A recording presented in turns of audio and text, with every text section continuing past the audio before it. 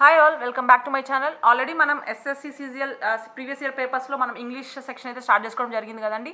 So దాంట్లో భాగంగా already 25 bits అయితే కంప్లీట్ చేసుకోవడం జరిగింది. సో నెక్స్ట్ 25 బిట్స్ అనేది ఈ వీడియోలో చూద్దామండి. So let's begin with our next question 176 అండి. సో ఇక్కడ చూస్తే మనకి migrant workers can be seen working on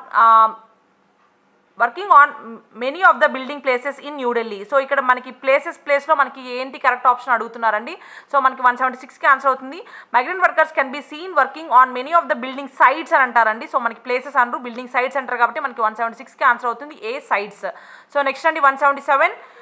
Indian English has come of age and has been accepted as a legitimate category the world over. So మనకి Indian English అనేది has come over age and has adapted as a legitimate category the world over అని అడుగుతున్నారు. So మనకి ఇక్కడ legitimate అనేది కరెక్ట్గానే suit అవుతుందండి ఈ పర్టికులర్ స్టేట్మెంట్కి. సో మనకి 177కి ఎటువంటి ఇంప్రూవ్మెంట్ అవసరం లేదు కాబట్టి మనకి 177కి ఆన్సర్ అవుతుంది D, no improvement. So next చూద్దామండి 178. సో 178 చూద్దాం. సో ఇక్కడ చూస్తే 178, if they were knowing about the crabs they would not have decided to picnic there. So మనకి ఇఫ్ వేర్ నోయింగ్ అనే ప్లేస్లో మనకి ఇంప్రూవ్మెంట్ ఉందని అడుగుతున్నారండి. సో మనకి if they had known about the crabs, had known అనే పాస్ట్ మనకి past లాగా యూజ్ చేయాలండి. సో హ్యాడ్ నోన్ అనేది కరెక్ట్గా సూట్ అవుతుంది ఇక్కడ. So if they had known about the crabs they would not have decided to picnic there. So మనకి 178కి ఆన్సర్ అవుతుంది A, had known. So next అండి 179. ఏ shed man could only see through the trick అని అడుగుతున్నారు. ఇక్కడ చూస్తే మనకి particular స్టేట్మెంట్కి ఇంప్రూవ్మెంట్ ఏంటి అని అడుగుతున్నారు. సో ఇక్కడ చూడండి, only shed man could see the trick through. So మనకి పర్టికులర్ స్టేట్మెంట్ ఏ అనేది కరెక్ట్ ఇంప్రూవ్మెంట్ అవుతుందండి. So A shed man could only see through the trick కాదండి, only shed man could see the trick through అనేది correct option అవుతుంది కాబట్టి మనకి 179కి answer అవుతుంది ఏ. So next అండి 180. As soon as I reached my house, I opened my cupboard. So as soon as I reached my house, I opened my cupboard. ఈ particular స్టేట్మెంట్లో మనకి ఎటువంటి improvement అవసరం లేదండి, ఇది కరెక్ట్గానే ఉంది కాబట్టి మనకి 180కి ఆన్సర్ అవుతుంది D, no improvement. So next అండి 181. Your success for hard work depends on your ability. So ఇక్కడ మనకి పర్టికులర్ స్టేట్మెంట్కి ఇంప్రూవ్మెంట్ అడుగుతున్నారండి. సో ఇక్కడ మనం ఎలా యూజ్ చేయాలంటే ఈ particular statement your success depends on your ability of hard work అనేది కరెక్ట్ ఇంప్రూవ్మెంట్ అవుతుంది. సో మనకి 181కి ఆన్సర్ అవుతుంది B, your success depends on your ability of hard work. So మనకి 181 ఆన్సర్ బి. సో నెక్స్ట్ అండి 182 to 183 చూసుకుంటే ఇక్కడ మనకి పర్టికులర్ వన్ వర్డ్ సబ్స్టిట్యూట్స్ అయితే ఇవ్వడం జరిగిందండి. సో చూద్దాం. సో 182 చూస్తే science of human mind and behaviour, ఆ particular science of human mind and బిహేవియర్ని ఆ పర్టికులర్ సైన్స్ని ఏమంటారు అడుగుతున్నారు. సో మనకి సోషియాలజీ అవుతుందండి అది. సో మనకి 182కి ఆన్సర్ అవుతుంది సి, సోషియాలజీ. నెక్స్ట్ అండి 183. A set of 3 related works by the same author. So ఒక ఆథర్ 3 రిలేటెడ్ వర్క్స్కి సెట్ ఆఫ్ 3 రిలేటెడ్ వర్క్స్ని ఏమంటారు అడుగుతున్నారండి. సో ఆ పర్టికులర్ ట్రైలాజీ అంటారండి. సో మనకి 183కి ఆన్సర్ అవుతుంది బి, ట్రైలాజీ. సో నెక్స్ట్ అండి 184. The study of or practice of dancing or composing ballets. So మనకి డాన్సింగ్ ఆర్ కంపోజింగ్ బ్యాలెట్స్ యొక్క స్టడీని ఏమంటారు అంటే మనకి అది కొరియోగ్రఫీ అవుతుందండి. సో మనకి 184కి ఆన్సర్ అవుతుంది సి, కొరియోగ్రఫీ. సో నెక్స్ట్ అండి 185. Having juicy or fleshy and thick tissues. So మనకి juicy or fleshy or thick టిష్యూస్ని దాన్ని ఏమంటారంటే సక్సులెంట్ అంటారండి. సో మనకి 185కి ఆన్సర్ అవుతుంది ఏ, సక్సులెంట్. సో నెక్స్ట్ అండి 186. One who accepts pleasure and pain equally. So మనకి ఈక్వల్గా ప్లెషర్ అండ్ పెయిన్ యాక్సెప్ట్ చేసే one who accepts pleasure and pain equally అంటే మనకి స్టోయిక్ అవుతారండి. సో మనకి ఆ పర్టికులర్ ఆ వర్డ్ని ఎలా రిప్రజెంట్ చేస్తామంటే స్టోయిక్ అనే person like who accepts pleasure and pain equally అంటారు. సో మనకి 186కి ఆన్సర్ అవుతుంది సి, స్టోయిక్. సో నెక్స్ట్ అండి 187. One who thinks or speaks too much of himself.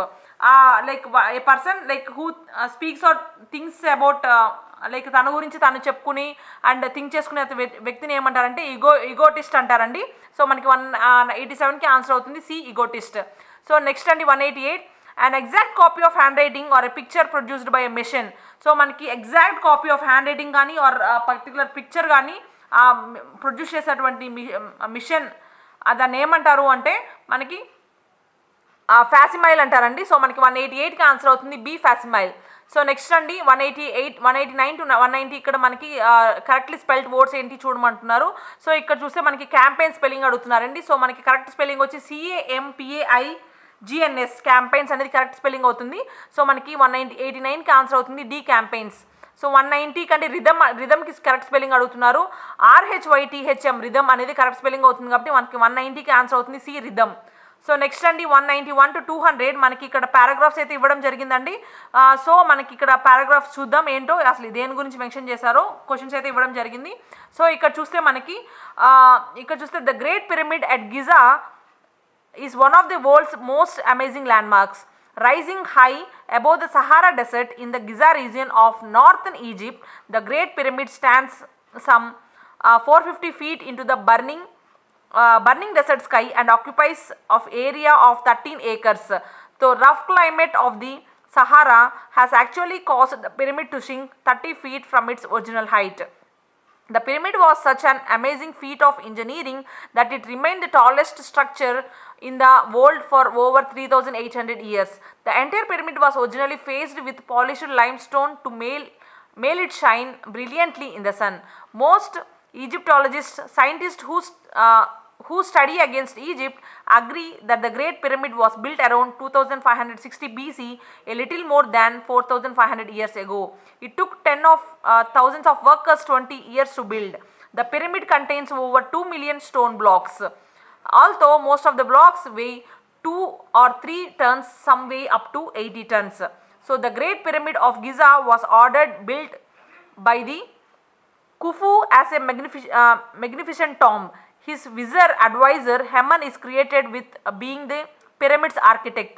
Khufu's pyramid is actually part of complex of pyramids that includes the pyramids of Khafre, the smaller pyramid of Menkaure, a variety of smaller pyramids and structures, and the Great Sphinx. The Great Pyramid of Giza is the last remaining of the 7 wonders of the world. So మనకి particular ఈజిప్ట్లో pyramids గురించి mention చేయడం జరిగిందండి. So particular Giza అనే pyramid మనకి northern Sahara డెసర్ట్లో ఉంది. And అది బిల్డ్ చేసింది ఎవరు అండ్ ఏ అడ్వైజర్ అండ్ పర్టికులర్ డీటెయిల్స్ అయితే ఇవ్వడం జరిగిందండి. ఆ పర్టికులర్ స్టోన్స్ అనేవి ఎన్ని ఉన్నాయి అండ్ ఎన్ని యూజ్ చేశారు అండ్ ఆ particular weight of the stones వాటి గురించి అన్ని డిఫరెంట్ ఇవ్వడం జరిగింది ఈ పారాగ్రాఫ్లో. సో మనకి ఇక్కడ చూద్దాం క్వశ్చన్స్ చూద్దామండి. Which of these does not house the great pyramid? So మనకి పర్టికులర్ గ్రేట్ పిరమిడ్ని does not house the great pyramid అడుగుతున్నారండి. సో మనకి ఆ గిజా ప్లేస్లోనే కదా మనకి గిజా రీజన్లో ఉంది కదా. సో అది ఎక్కడ ఉంటుందంటే నార్థన్ ఈజిప్ట్లో సహారా డెసర్ట్లో ఉంది కాబట్టి మనకి డస్ నాట్ హౌస్ అన్నారు కాబట్టి మనకి సదర్న్ ఈజిప్ట్ అనేది కరెక్ట్ ఆప్షన్ అవుతుంది. So 191 answer B. So next అండి 192 how many stone blocks constitute the pyramid? So మనకి ఎన్ని స్టోన్ బ్లాక్స్ అనేవి యూస్ చేస్తారో అడిగితే మనకి more than 2 million stone blocks అనేవి ఆ పిరమిడ్ కట్టడానికి యూస్ చేస్తామని అని చెప్పారు కదండి. సో మనకి 192కి ఆన్సర్ అవుతుంది B, more than 2 millions.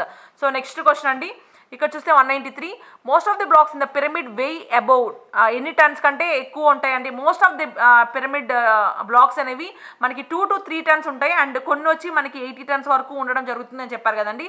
So most of the blocks అని అడిగారు కాబట్టి క్వశ్చన్ మనకి 2 to 3 టన్స్ అనేది కరెక్ట్ ఆప్షన్ అవుతుంది 193కి. సో సి అనేది కరెక్ట్ ఆప్షన్ అవుతుంది. సో నెక్స్ట్ అండి 194 which of the following definitions best describes the meaning of complex in the passage? మనకి ప్యాసేజ్లో కాంప్లెక్స్ అనే మీనింగ్ అనేది గ్రూప్ ఆఫ్ పిరమిడ్స్ కాంప్లెక్స్గా ఉన్నాయని చెప్పారు కదండి. సో మనకి 194కి ఆన్సర్ అవుతుంది సి గ్రూప్. సో నెక్స్ట్ అండి 195 which of the following is false అని అడుగుతున్నారు. సో ఇక్కడ చూద్దామండి the greatest pyramid is the last of the 7 wonders of the world. కరెక్టేనండి అది. Khufu was Hemon's vizier and architect. Third వచ్చి the pyramid took tens of thousands of workers about 20 years to complete it. So next అండి Hemon was Khufu vizier and ఇక్కడ architect అన్నారు. So మనకి ఇక్కడ చూస్తే ఇక్కడ కుఫు యొక్క అడ్వైజర్ వచ్చి హెమన్ అండి. సో హెమన్ వాస్ కుఫు విజర్ అనేది ఇక్కడ కరెక్ట్ స్టేట్మెంట్ అవుతుంది. ఇక్కడ ఇది కూడా చూస్తే మనకి కరెక్ట్ అవుతుంది, ఇది కూడా కరెక్ట్ అవుతుంది. సో ఫాల్స్ అన్నారు కాబట్టి మనకి ఆన్సర్ అనేది బి అవుతుందండి. Khufu was Hemon's vizier and architect కాదండి. మనకి హెమన్ అనేది హెమన్ అనే అతను కుఫు యొక్క మనకి అడ్వైజర్ అవుతాడు కాబట్టి మనకి 195కి ఆన్సర్ అవుతుంది బి. సో నెక్స్ట్ అండి సో మనకి సెకండ్ ప్యాసేజ్ అయితే మనకి 196 to 200 క్వశ్చన్స్ అయితే ఇవ్వడం జరిగిందండి. సో చూద్దామండి ఇవి. సో ఇక్కడ ఈ ప్యాసేజ్ చదువుదామండి. So one of the American navy's greatest losses during World War II was inflicted not by the Japanese but by the weather. On the evening of 17 December 1944 destroyers, cruisers and aircraft carriers of the Third Fleet Task Force 38 were replenishing stock of goods, fuel and ammunition during a sea rendages with support ships when a savage tornado struck the Philippine Sea. One of the commanders said later, "My ship was riding as though caught in some giant washing machine. We were rolling between like heaving cliffs of water, caught in so strong of vice of wind and sea that our 50,000 horsepower engines were helpless." It was 9 hours before he regained control of his ship. After the fleet has bobbed with helpless shuttlecocks are unable to prevent collisions in the sledgehammer waves. So మనకి particular passage అయితే American navy యొక్క వాళ్ళ ships గురించి and వాళ్ళు refilling చేసుకునేటప్పుడు ఏం జరిగింది, ఆ పర్టికులర్ టార్నేడో స్ట్రక్ అయిన ఇన్సిడెంట్ గురించి చెప్తున్నారండి. సో మన క్వశ్చన్స్ చూద్దామండి ఇక్కడ. సో ఇక్కడ చూస్తే మనకి the American navy suffered great loss because of, మనకి ఆల్రెడీ మెన్షన్ చేశారు కదండి, జపనీస్ వల్ల కాదు, లైక్ వెదర్ వల్ల మాకు లాస్ అనేది వచ్చింది అని చెప్పి నేవీ సఫర్డ్ అని చెప్పారు కదండి. సో మనకి 196కి ఆన్సర్ అవుతుంది సి వెదర్. సో నెక్స్ట్ అండి 197, which A word from the passage which means refilling. So మనకి ఇక్కడ replenishing stocks of food, fuel and ammunition అని అడిగారు అని చెప్పారు కదండి. సో అక్కడ మనకి రీఫిల్లింగ్ అనే ప్రాసెస్లో మనకి ఆ రిప్లెనిషింగ్ అనే వర్డ్ యూస్ చేయడం జరిగింది కాబట్టి సో మనకి ఇక్కడ రీఫిల్లింగ్ ప్లేస్లో మనకి రిప్లెనిషింగ్ అనేది కరెక్ట్ ఆన్సర్ అవుతుంది. సో మనకి 197కి ఆన్సర్ అవుతుంది డి రిప్లెనిషింగ్. సో నెక్స్ట్ అండి 198, ఏ సీ రెండిజివస్ మీన్స్, ఆ పర్టికులర్ వర్డ్కి మీనింగ్ ఏంటి అని అడుగుతున్నారండి. సో మనకి అంటే ఆ పర్టికులర్ సెయిల్ అవుతూనే ఆ పర్టికులర్ అవి ఫిల్ చేయడం అనేది సపోర్ట్ చేయడం అనేది జరుగుతుంటుంది అనమాట. ఆ షిప్స్ అనేవి ఆ పర్టికులర్ సెయిల్ చేస్తూనే పక్కన ఉండి ఆ పర్టికులర్ ఆమె సెయిల్ చేస్తూ అవి చేయడం జరుగుతుంది. సో మనకి సీ రెంజివస్ అంటే మనకి సెయిలింగ్ ఇన్ ద సీ అనమాట. సో మనకి 198కి ఆన్సర్ అవుతుంది డి. సో నెక్స్ట్ అండి 199, sledge hammer waves means. So మనకి స్లెడ్జ్ హ్యామర్ వేవ్స్ అంటే లైక్ వేవ్స్ అనేవి చాలా హెవీగా అండ్ లైక్ హ్యామర్ లాగా హెవీగా ఉంటాయండి. సో మనకి కరెక్ట్ ఆన్సర్ అనేది బి అవుతుంది. So waves like a big and heavy hammer. So మనకి 199 ఆన్సర్ బి. సో నెక్స్ట్ అండి 200, the ships caught in the tornado. మనకి పర్టికులర్ ఆన్సర్ అనేవి ఏంటి లైక్ ఆ పర్టికులర్ షిప్స్ని దేంతో కంపేర్ చేస్తారని అడుగుతున్నారు. ఆ పర్టికులర్ షిప్స్ అనేవి లైక్ షటిల్ కాక్స్తో కంపేర్ చేస్తారు కదండి. సో మనకి ఆ ships caught in the tornado are compared to shuttle cocks అనమాట. సో మనకి 200కి అవుతుంది ఆన్సర్ ఏ. సో దీంతో మనం ఇంగ్లీష్ సెక్షన్ కూడా కంప్లీట్ చేసుకోవడం జరిగిందండి. సో నెక్స్ట్ సెక్షన్తో మళ్ళీ మీ ముందుకు